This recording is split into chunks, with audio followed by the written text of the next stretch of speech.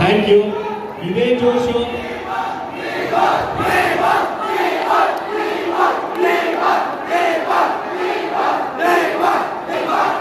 ಜೈ D boss. ನಿಮ್ಮ ಈ ಪ್ರೀತಿ ಸದಾ ಹೀಗೆ ಇರಲಿ.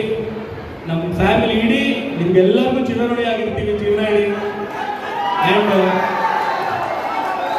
ತುಂಬಾ ದಿನದಿಂದ ಮಾತಾಡಬೇಕು ಅಂತ ಅನ್ಕೊತಾ ಇದ್ವಿ, ಬಟ್ ಪರಿಸ್ಥಿತಿ ಸರಿಗಿರಲಿಲ್ಲ, ಮಾತಾಡೋಕ್ಕಾಗಿರಲಿಲ್ಲ. ಸೊ ಈ ವೇದಿಕೆನ ಯೂಸ್ ಮಾಡಿಕೊಂಡು ಎಲ್ಲ ನಮ್ಮ ಸೆಲೆಬ್ರಿಟಿಗಳಿಗೆ ತುಂಬ ದೊಡ್ಡ ಧನ್ಯವಾದ ತಿಳಿಸ್ತೀನಿ.